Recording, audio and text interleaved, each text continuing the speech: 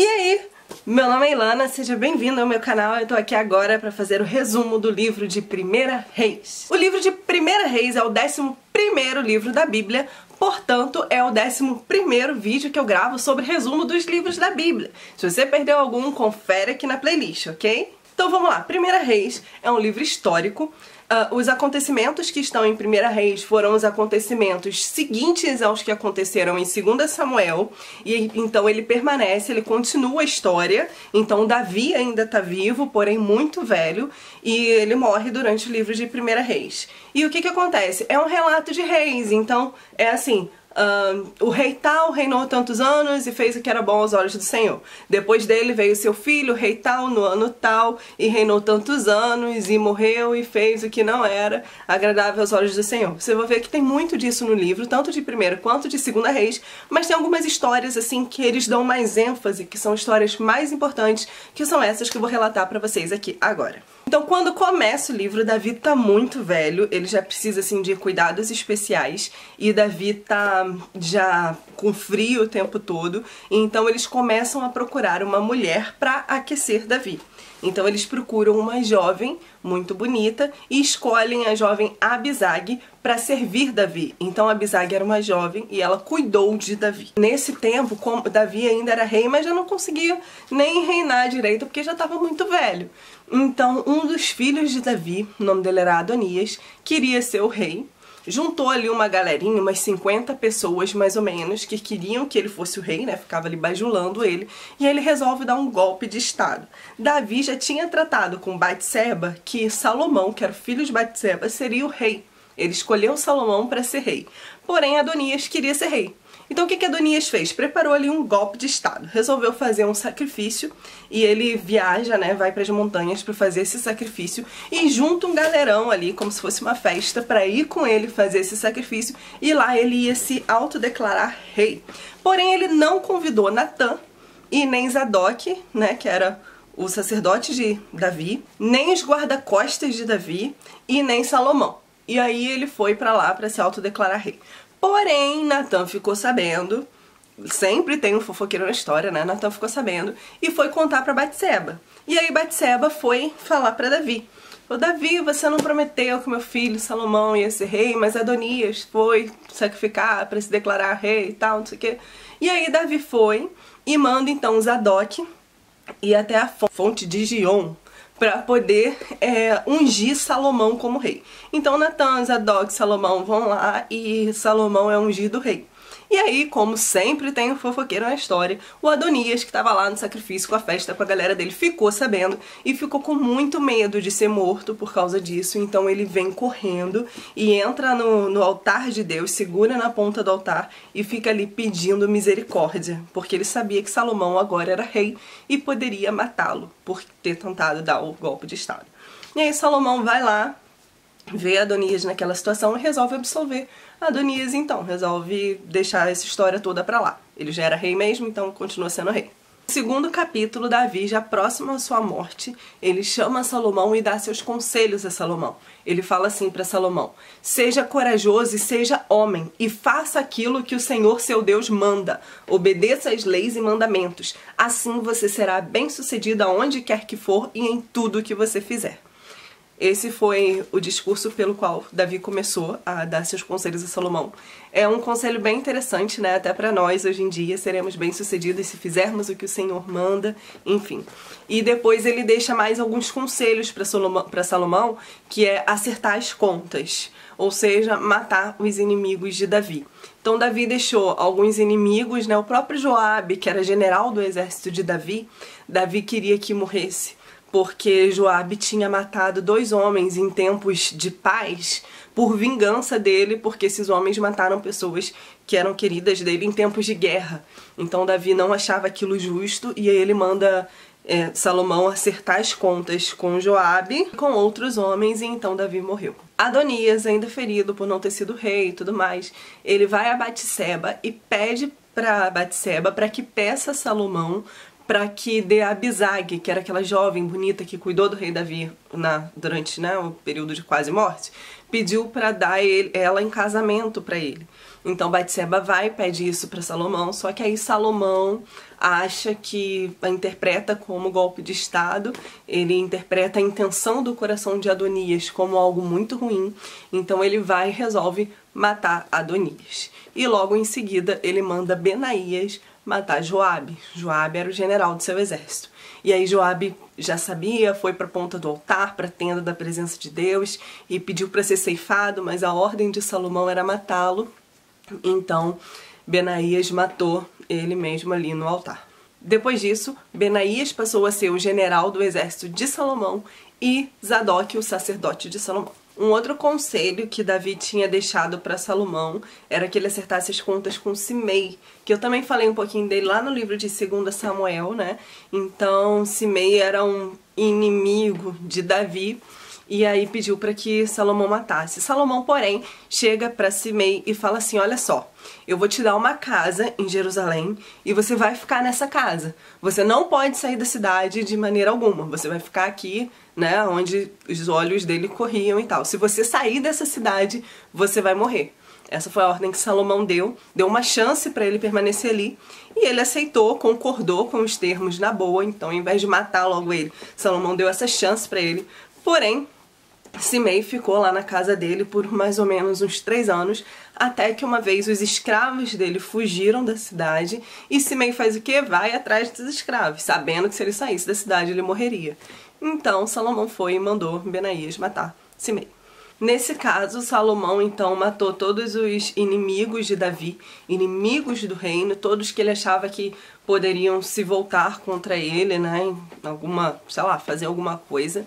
Então Salomão teve um reinado de paz. Enquanto o reinado de Davi foi reinado de guerra o tempo todo, o reinado de Salomão foi um reinado de maior parte do tempo paz. Até porque Salomão fazia alianças com os países.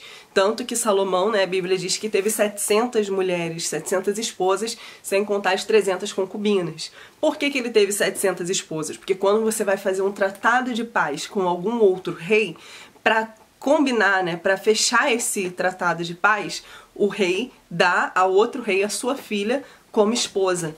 Então Salomão, nessa aliança de reinos, ele acabou juntando aí 700 princesas que casaram com ele, que são filhas de reis. No capítulo 3, Deus fala com Salomão através de sonho, e ali ele fala para Salomão pedir o que ele quiser, que ele vai conceder. E aí Salomão pede então sabedoria para saber administrar o reino, porque ele era rei, então ele queria administrar seu povo da melhor maneira possível. E aí Deus fala para Salomão então que coisa muito boa ele pediu, e justamente por ele ter pedido sabedoria e não riqueza ou honra, ele daria então riqueza e honra além da sabedoria para Salomão, e que na terra não haveria nunca alguém tão sábio quanto Salomão.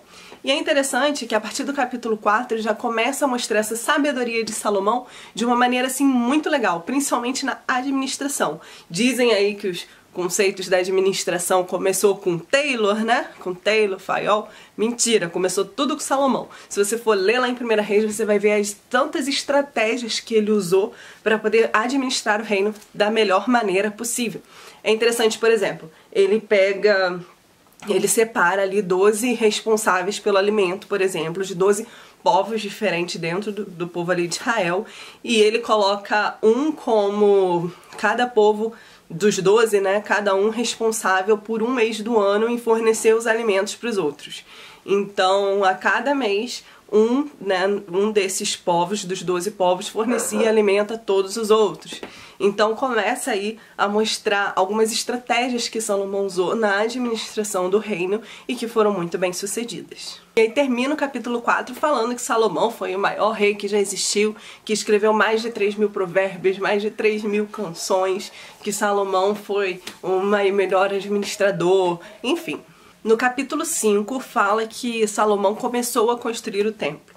Lembram que Davi expressou o desejo, né, lá em Samuel, de construir o templo, e Deus falou para ele que ele não ia construir porque ele tinha muito sangue nas mãos, mas que o filho dele construiria, e que Salomão começa a colocar em prática o desejo de Davi, que é construir o templo. No 4º ano do reinado de Salomão, ele começa a construir o templo e ele leva 7 anos para construir o templo todo. Ele convocou 30.000 homens escravos, né, dos povos ao redor, amonitas e tal, para poder trabalhar no templo. E desses 30.000 ele dividiu em 3 povos de 10.000 e fazia assim: um daqueles povos trabalhava durante um mês e os outros 2 estavam em casa. Depois o outro povo ia, de forma que um trabalhava, um grupo todo trabalhava por um mês e depois ficava 2 meses em casa. Depois o outro grupo ia, enfim, dessa forma funcionou. Além desses, Salomão ainda separou 80.000 homens para cortar as pedras que foram usadas lá no templo e mais 70.000 homens para carregar as pedras. O capítulo 6 conta como ficou o templo, todas as dimensões do templo, como foi construído, o tipo de material que usaram,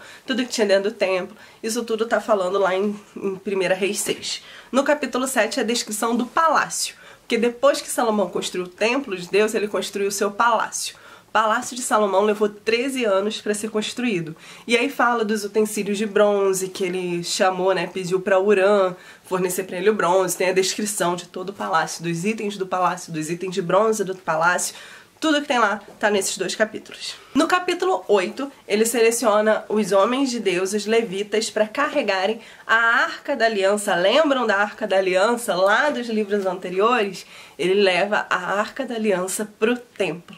E aí quando ele leva a Arca da Aliança para o templo de Deus, para o lugar santo, e os sacerdotes entram naquele lugar, e a nuvem de glória toma todo o templo, de tal forma assim que as pessoas ficaram maravilhadas. Então Salomão discursa, faz um discurso ali cheio de emoção, falando do desejo de Davi de fazer aquilo ali.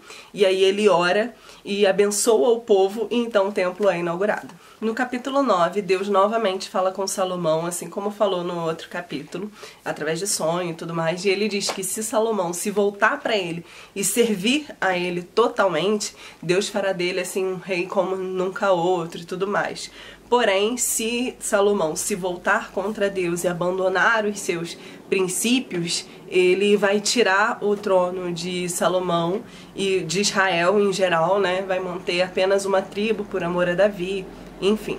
No capítulo 10 acontece a visita da rainha de Sabá para Salomão, levando muito ouro, muitas pedras preciosas. Salomão ele ganhava cerca de 23.000 quilos de ouro por ano, além dos impostos, que era justamente de reis e de povos que iam visitar justamente para ver, para admirar a tamanha fama que ele tinha em relação à administração e à sabedoria. Então os povos ao redor queriam conhecer Salomão, então chegavam para ele cheio de presentes, assim como foi o caso da rainha de Sabá.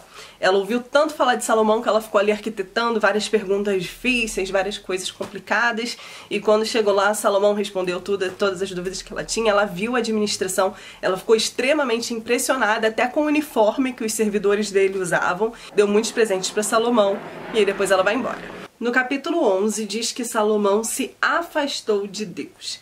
O que acontece? Lembra que eu falei que ele tinha 700 esposas? Os povos naquela época serviam a outros deuses. Eles tinham os deuses deles, a quem eles sacrificavam, quem eles adoravam, enfim. Então o que acontece? Salomão tinha 700 esposas. E cada uma dessas esposas servia a um deus ou a uns deuses, né? Eram de povos que tinham feito aliança, que não eram servos do Deus Altíssimo. Então é aquela velha história, a mulher com seu poder de influência, né, acabava ali fazendo a cabeça de Salomão, enfim.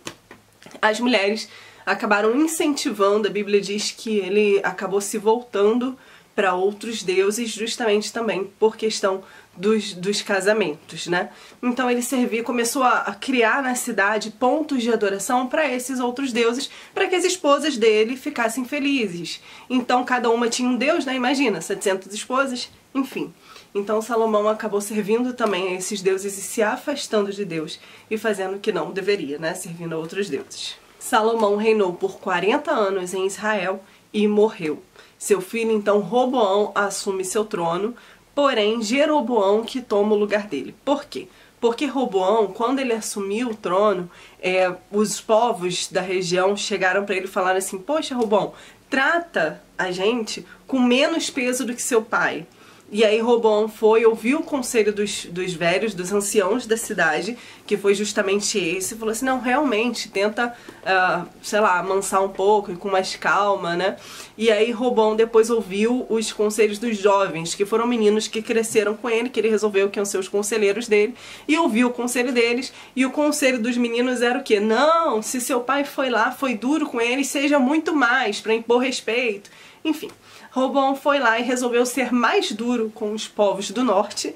E aí o que aconteceu? Os povos do norte então deram um golpe de estado e Jeroboão, que já tinha recebido a profecia de ser o rei de Israel, foi colocado rei das tribos do norte. Ou seja, rei de Israel, de novo aquela divisão.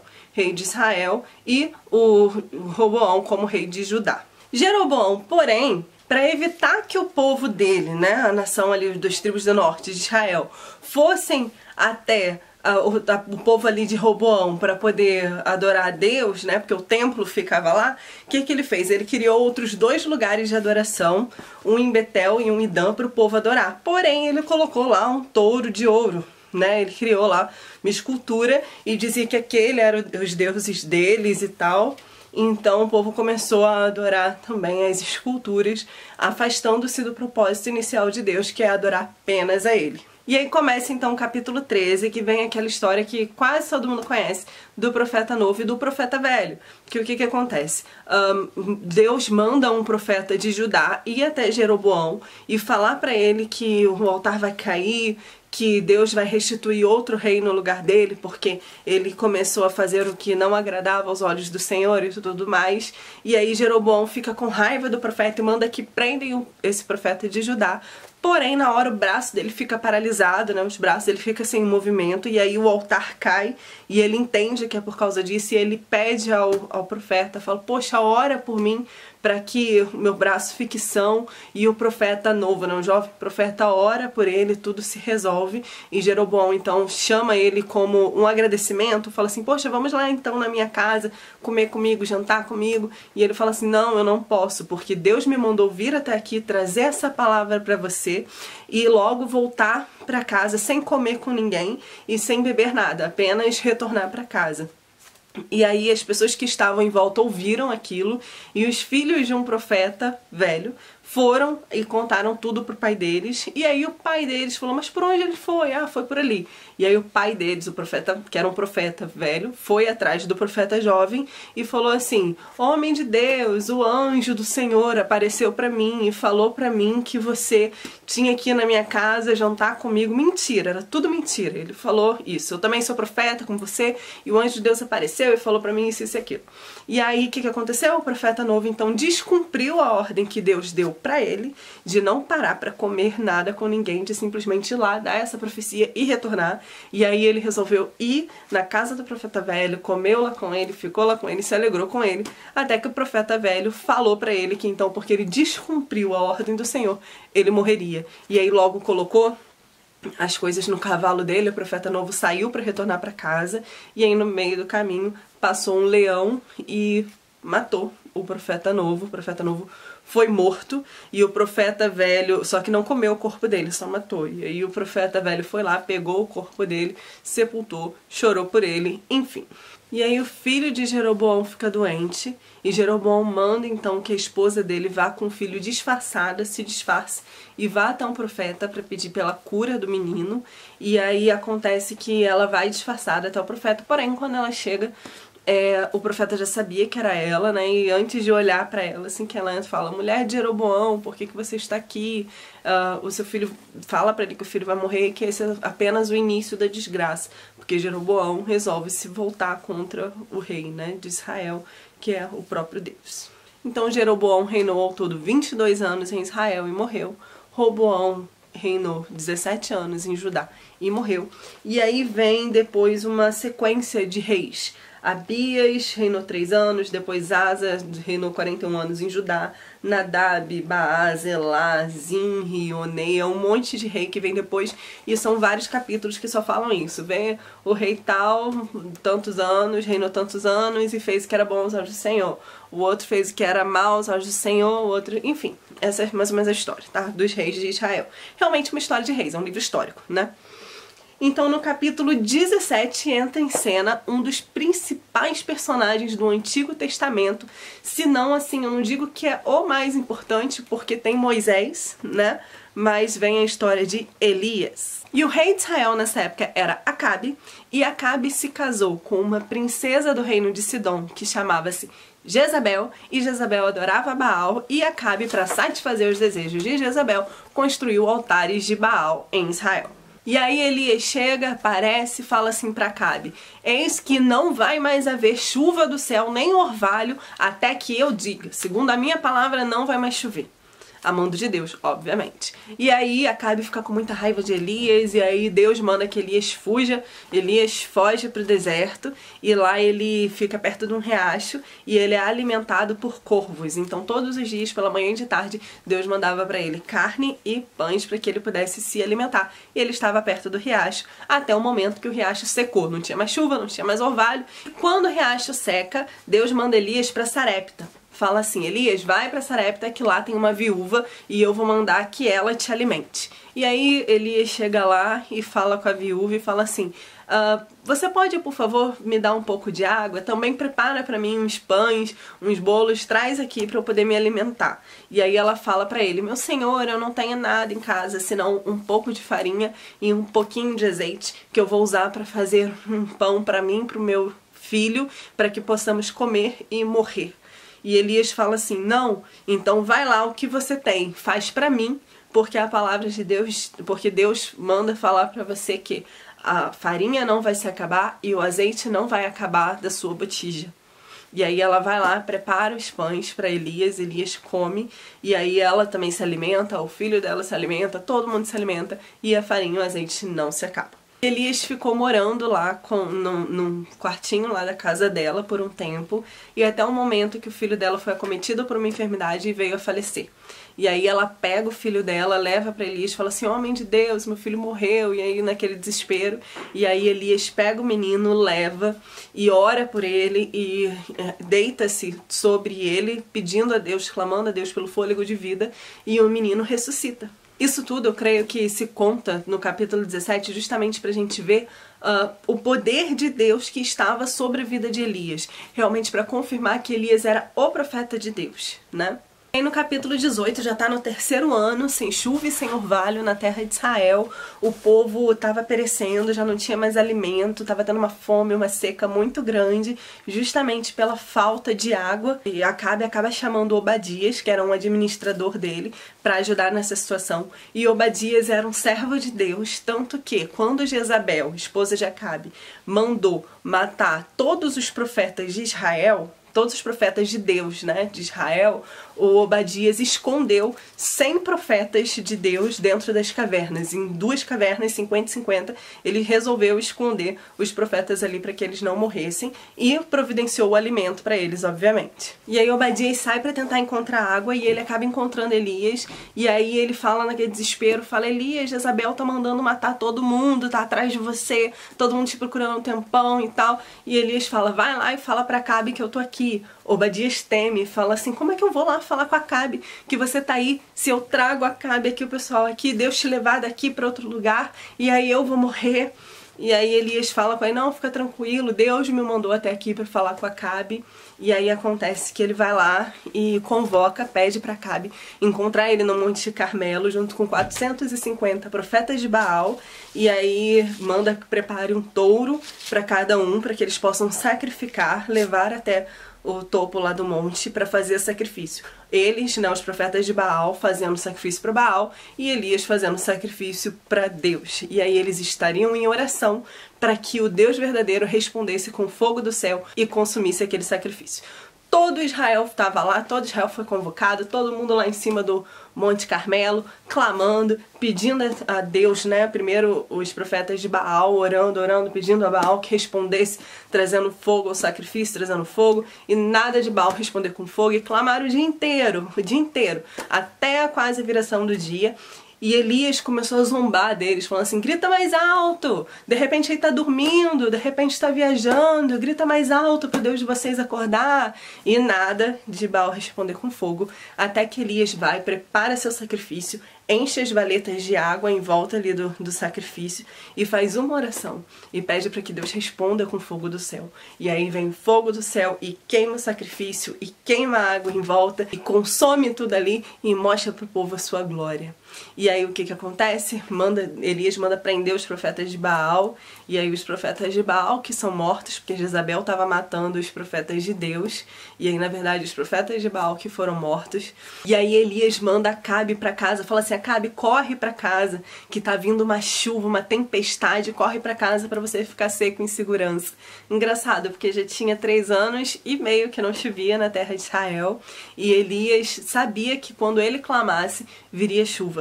E aí Elias começou a clamar a Deus, e por 7 vezes ele mandou um menino ir lá no pé do monte ver se ele via algum sinal de chuva, e o menino era o moço do profeta, né, que servia o profeta. Foi lá, voltava, tem nada não, Elias. E Elias orava, vai lá agora. O menino ia lá, voltava e tem nada não.